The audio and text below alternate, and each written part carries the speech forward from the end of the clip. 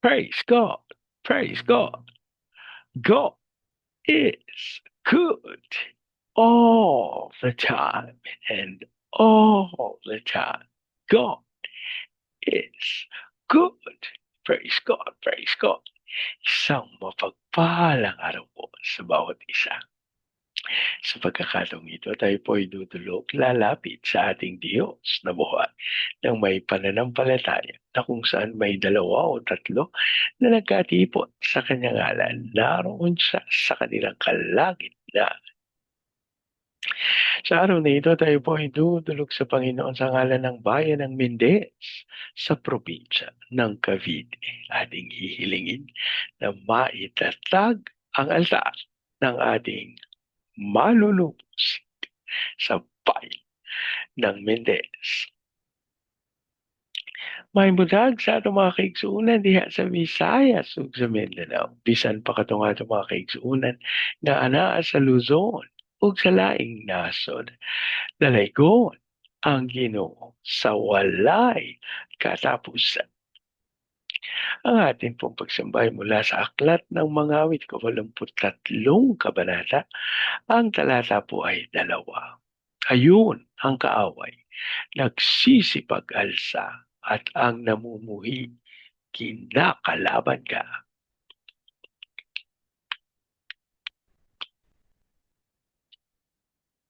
Ayun ang kaaway, nagsisipag-alsa at ang namumuhi, kinakalaban ka. Ayun ang kaaway, nagsisipag-alsa at ang namumuhi, kinakalaban ka. Ama naming Diyos na makapangyarihan sa lahat, kami po'y nagpapasalamat sa pagkakataon na makatulog at makalapit sa iyong banal na harapan. Ama, kami po'y nagpapakumbaba, humingi ng tawad sa lahat naming pagkakasala at ang aming panalangin ng banal na dugo ng aming manunubos ang siyang maglinis at pumawi sa lahat naming karumihan habang amin pong idinudulog sa iyo ang bayan ng Mendez sa probinsya ng Cavite. Ang aming panalangin ng lahat ng altar at lahat ng kasunduan na ginawa sa bayan ng Mendez nang hindi ayon sa pangalan ng manunubos ay mapawalang isa sa pangalan ni Jesus at ang aming hiling sa pangunguna ng iyong Santong Espiritu, maitatag ang altar ng aming Panginoong Heso Kristo sa bayan ng Mendez. Maraming maraming salamat po ang aming pag-asa. Tinugon niyo at tinanggap namin ang aming panalangin sa pangalan ng aming Panginoong Yesus. Amen. Amen. Amen. Amen. Amen. Amen. Amen. Amen. Praise God. Praise God. Ang ating pong pagpupulay ay mula sa aklat ng Genesis, ika-40 kabanata. Ang talata po ay 9 hanggang 11. Ang tagapangasiwa ng inumin ang unang nagsalaysay. Ang sabi nito, napanaginipan kong sa harapan ko'y may puno ng ubas na may 3 sanga. Pagsibol ng dahon nito, namulaklak na rin at kaagad na hinog ang mga bunga. Hawak ko noon ang kopa ng Faraon, kaya pinisako ang ubas at ibinigay sa Faraon. Ang Diyos po ang magpala ng kanyang buhay at makapangyarihan salita. Sa bahagi pong ito ng banal na kasulatan, isinalaysay nung tagapangasiwa ng inumi ng Faraon yung kanyang panaginip. Alam niyo po, isang bagay na marapat nating maunawa. Yung kakayahan na ating tinataglay kapag ating ipinabatid, kapag ating sinabi doon sa mga nangangailangan ng ating patnubay. Aba, eh, mamamangha kayo kasi sasabihin nila sa inyo, "Ay, yan nga yung kailangan ko." 'No? Baka puwede mo kong tulungan diyan. Kasi po, ito dapat nating maunawa mga kapatid. Magkakaiba tayo ng kakayahan, magkakaiba tayo ng magagawa, magkakaiba tayo ng kaisipan. Kaya nga 'di ba, ang katawan ng ating Panginoong Hesukristo, iba-iba po yung parte, iba-iba po yung bahagi at hindi tayo marapat na magdamdam kung hindi tayo magkakapareho ng tinataglay na katangian. Ang sabi po nung isang relihiyon na tayo daw na mga mananampalataya, eh, iba-iba ng iglesia. Eh, kasi po yun yung itinuro sa atin, excuse me po. Yun yung kaisipan na nalagay sa atin na akala natin kasi iba-iba pangalan yung mga simbahan natin, iba-iba din tayo ng simbahan. Naku, hindi po yan totoo. Sa katotohanan, iisa po tayo ng simbahan, ang simbahan ng ating Panginoong Hesukristo. Eh, bakit iba-iba tayo ng pangalan? Kasi po, katulad ng isang katawan, meron po tayong iba-ibang function. Yung iba po sa atin, kamay. Yung iba po sa atin, ilong. Yung iba po sa atin, isip. Yung iba po sa atin, tainga. So, dahil magkakaiba po tayo ng function, nagsasama-sama yung mga nasa isang function. Oh, ganun pala yun, Bertie. Ganun nga po. Eh, hindi tayo dapat magkaroon ng sa pantaha o ng pagseselos na, eh, bakit sila ang ganda-ganda ng simbahan nila, bakit sila ang yayaman nila, bakit sila naku, eh, yun po yung tinataglay nila na kakayahan. Ang Panginoon po ang nagkaloob sa kanila 'no, kaya sila po ay magkakasama. Ngayon, kung gusto mo na makasama sa kanila, aba, wala kang kailangang gawin. Kailangan mo lang kung ano yung ginagawa nila, eh, gayahin mo. Akala ko ba wala kailangang gawin, Bernie, eh, kasi po ang hirap naman sabihin sa bawat isa sa atin na, "O sige kung saan mo gusto." Kasi po hindi tayo ang nagde-decide kung saan tayo mapupunta, kung ano yung gagawin natin. Kasi po ang mga bagay na meron tayo, kaloob ng Panginoon. Eh, kung hindi ka pinagkalooban ng Panginoon ng maayos o ng magandang tinig, eh, puwede mo bang isaksak ang sarili mo sa choir, 'di ba po?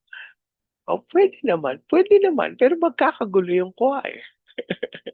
Kasi laging merong wala sa tono at alam niyo may mga tao na madaling magaya kasi wala sa tono yung kanyang pinapakinggan kaya 'pag siya'y kumanta wala na rin sa tono. Biruin niyo ilan yung choir, pinakamababa siguro sa choir 10. Pero mo may isa ka lang na nagkakamali, yung siyam, 'di na nila malaman kung saan sila papunta. Eh, di hindi nila matupad yung itinalaga sa kanila na gawain. Ito po yung dahilan kung bakit kapag may isang grupo, halimbawa, yun nga po yung sinabi natin, choir, may isang grupo ng choir, tapos may sumali po na hindi para sa kanila. Oh, and then, ano kayo na nangyari? Aba, hindi sila magkasundo.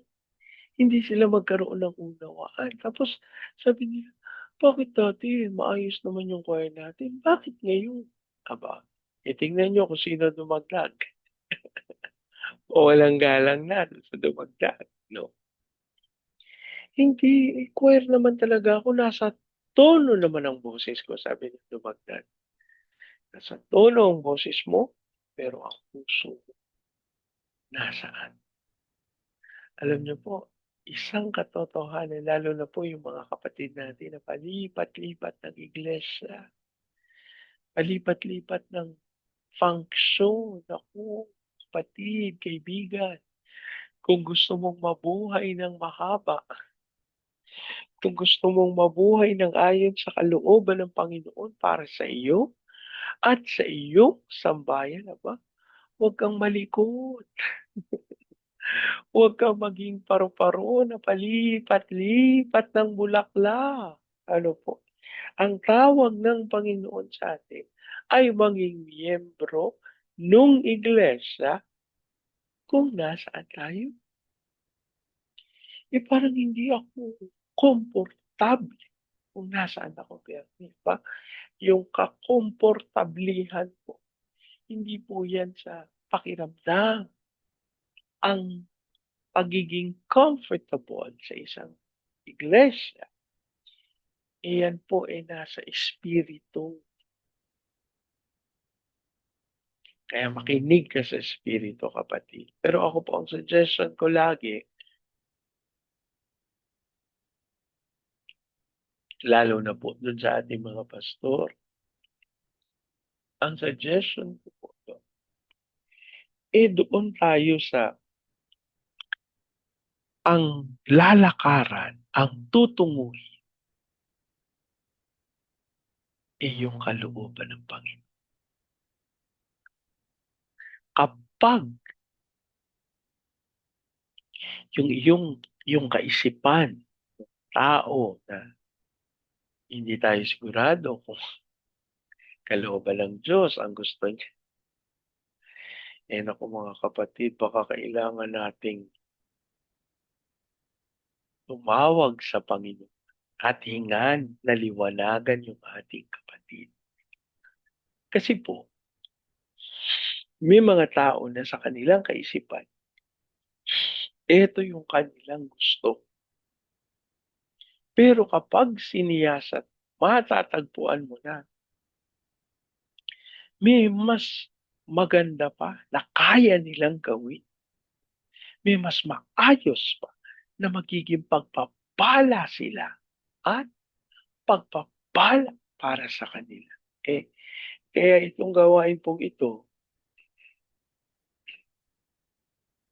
nakatalaga po yan para sa mga tagapanguna, sa mga pastor, para alamin, tignan, siyasatin, ano po, ito, si ganito, ito kaya niya, ito, si ganyan, ito magagawa niya. Ganun po dapat. Hindi po pwede na, hindi ko alam eh, hindi ko kaya, hindi ako marunong. Diyos ko, kung ikaw po ay bagong mananampalataya, pwede yan dahilan na yan. Pero kung sa tagal ng panahon, hindi mo pa rin natutunan, hindi mo pa rin alam kung ano ang nararapat, kung ano dapat.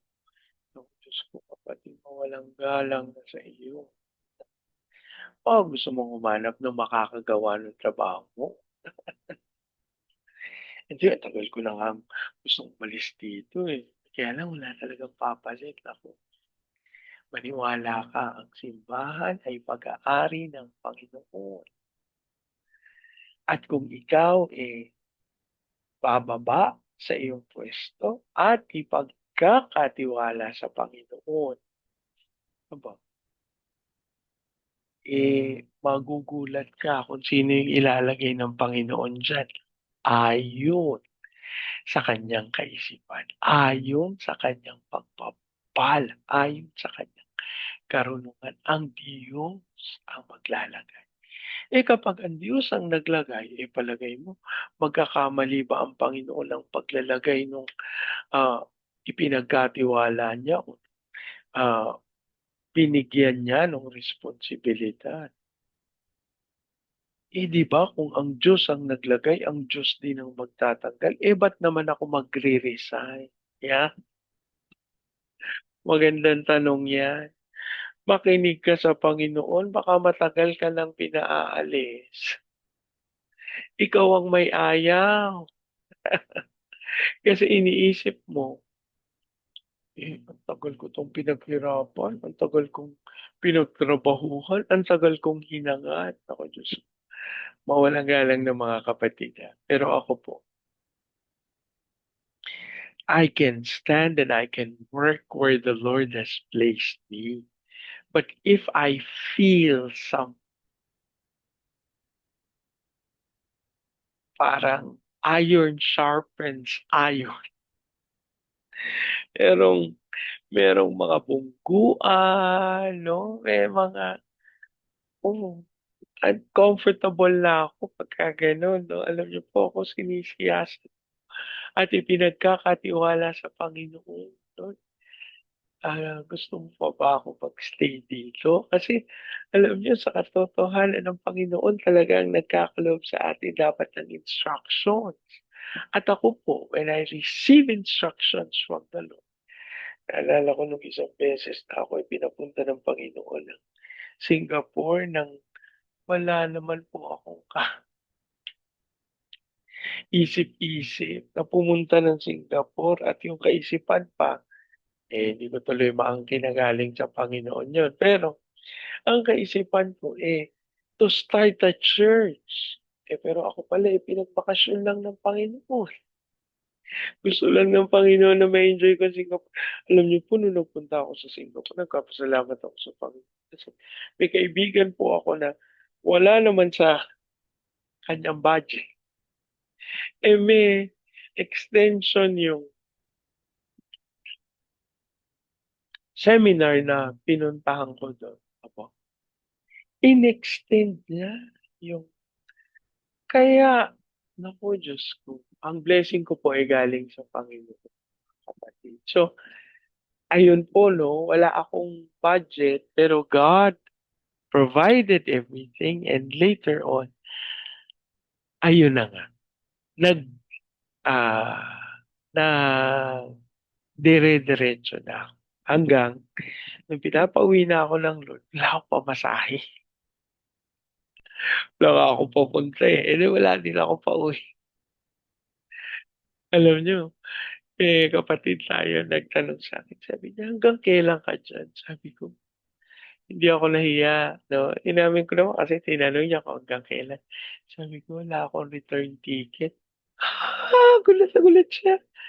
Sabi niya, "Eh, yung visa ko January 7, December siguro mga 15 nung kinausap niya ako." Tapos sabi niya, "I-bo-book kita ticket pauwi." Sabi niya, "Dito ka magki-Christmas." Sabi ko, "Pakabuti ng Panginoon." Pasko na sa eroplano ako. Tuwang-tuwa ako dun. Pasko nasa eroplano ako at pinauwi ako noon. Napakabuti ng at alam niyo po yung kagalakan, yung ako po nagpapasalamat sa Panginoon sapagkat ito po, yung kakayahan na tinataglay nung kapatid na kausap ko, siya yung nagkaloob sa akin nung nakabili ako ng ticket papuntang Singapore. Siya din yung ginamit ng Panginoon pauwi. Kasi yun talaga yung tinataglay niya na kakayahan magkaloob. Hindi po tayo lahat gano'n ang tinataglay na kakayanan. Kaya huwag kayong maiinggit dun sa mga tao na pinagpapala ng Panginoon ng sobra-sobra. Kasi yun yung kanilang kakayahan. At huwag nating iko-question o sa mga tagapagturo naman, huwag niyo naman sabihin, "Eh, kasi hindi ka nagbibigay kaya hindi ka tumatanggap." Naku, samantalang totoo po yun, ano po. Pero sadya lang pong may mga tao na hindi itinakda para sa pagbibigay. Siguro ang kanilang kakayahan ay nasa pagiging matulungin, o sa ang kanilang kakayahan sa pagtuturo o saan man sila inilagay ng Panginoon. So ano po yung mahalaga dito? Ibinigay nung tagapangasiwa ng inupit, isinalaysay niya yung kanyang panaginip. Alam nyo, kapag isinalaysay natin yung bumabagabag sa atin, dun sa tao na itinalaga ng Panginoon para makatulong sa atin, maniwala kayo, hindi tayo mahihirapan na maghanap ang kalooban ng Diyos.